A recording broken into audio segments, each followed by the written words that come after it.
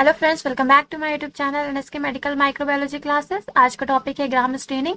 आज हम gram staining के बारे में पढ़ेंगे, उसके प्रिंसिपल के बारे में जानेंगे और क्या उसका प्रोसीजर होता है, कैसे हम इसमें प्रिपरेशन करते हैं और इसका क्या रिजल्ट आता है। तो चलिए फ्रेंड्स स्टार्ट करते हैं। पहले बात कर लेते हैं ग्राम स्टेनिंग की कि ग्राम स्टेनिंग टेक्निक को किसने दिया था, किसने डेवलप किया था। तो ग्राम स्टेनिंग के डेवलपमेंट में जिनका रोल था उनका नाम है हैंस क्रिश्चियन ग्राम, और कब इन्होंने डेवलप किया था 1884 में। नेक्स्ट इसका प्रिंसिपल क्या है, तो इसके प्रिंसिपल के बारे में जानेंगे यहाँ पर हम। इसमें ग्राम स्टेनिंग जो स्टेनिंग होती है, ये तो एक तरह की वजह से बात कर सकते हैं कि हम डिफरेंशियल स्टेनिंग होती है। डिफरेंशियल का मतलब होता है कि डिफरेंशिएट करना, ठीक है। तो जो हमारे बैक्टीरिया होते हैं ना, वो दो तरह के होते हैं। एक तो होते हैं ग्राम पॉजिटिव और एक होते हैं ग्राम नेगेटिव, ठीक है। तो इनको हम कैसे आइडेंटिफाई करेंगे, कैसे डिफरेंस करेंगे कि ये ग्राम पॉजिटिव बैक्टीरिया या ग्राम नेगेटिव बैक्टीरिया है, तो इसके लिए हम ग्राम स्टेनिंग करते हैं। तो ग्राम पॉजिटिव बैक्टीरिया में क्या होता है कि बैक्टीरिया की जो लेयर होती है, आउटर लेयर जो होती है, जिसको हम प्लाज्मा मेम्ब्रेन बोलते हैं, ये बहुत ही मोटी होती है, थिक होती है, ठीक है।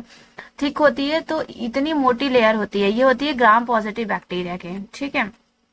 तो ये क्या करते हैं, जब हम लोग प्राइमरी स्ट्रेन डालते हैं, प्राइमरी स्ट्रेन जो ब्लू कलर का होता है, जिसको हम लोग क्रिस्टल वॉयलेट बोलते हैं, जब इस कलर्स को हम डालते हैं तो ये इसी में क्या कर लेता है, अपने कलर को रिटेन कर लेता है। ये बैक्टीरिया अपने कलर को छुपा लेता है यहीं पर ही।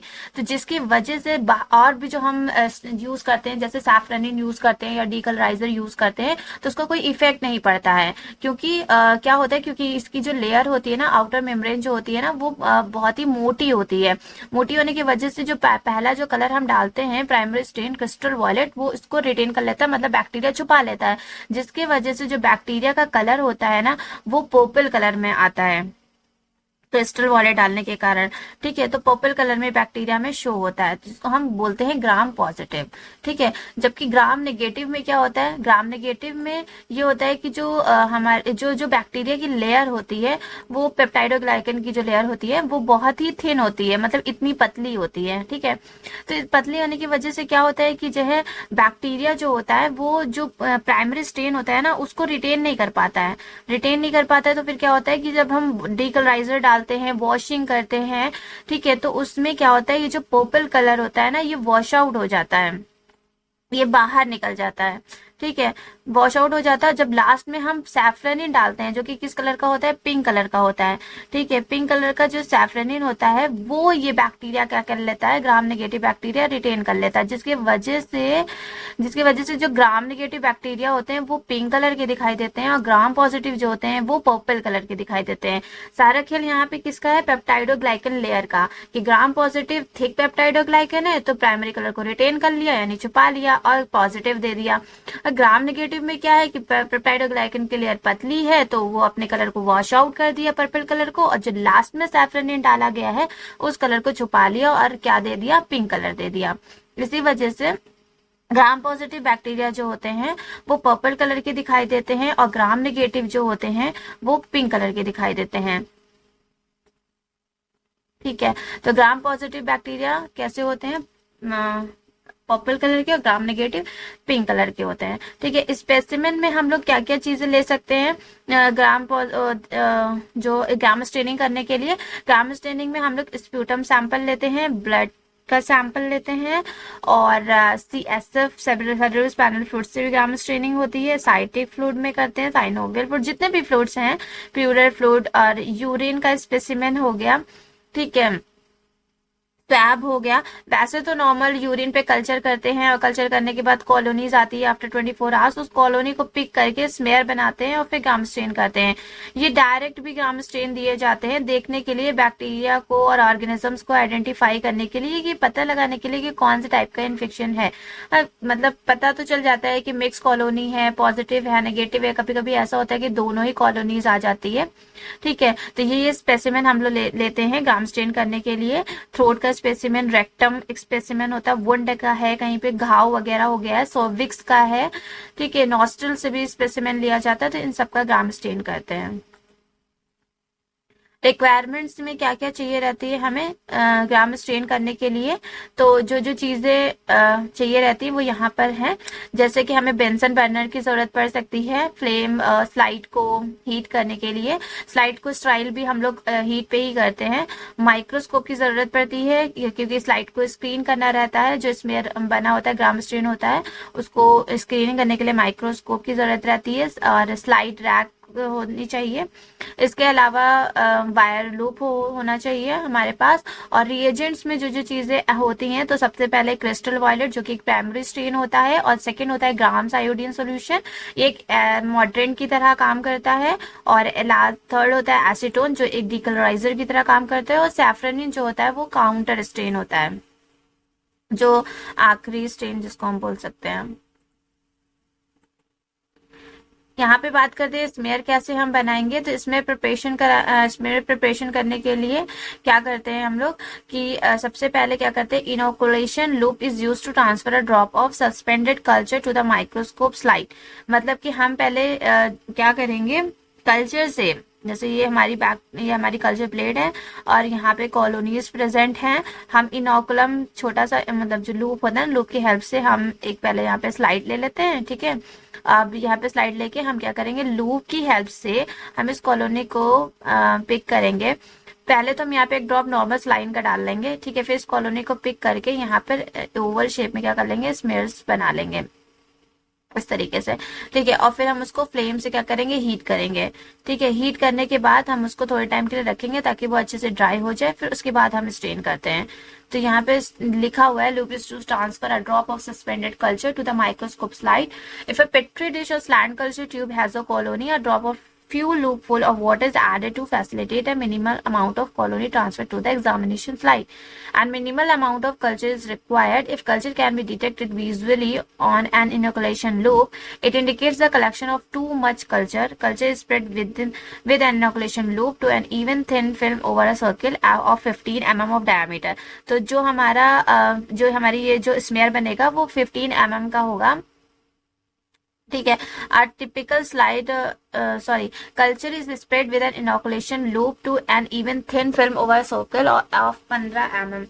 हाँ, 15 mm डायमीटर का वो कॉलोनी जो हम पिक करेंगे वो हम एक सर्कल में जो ड्रॉ करेंगे वो 15 mm का होगा।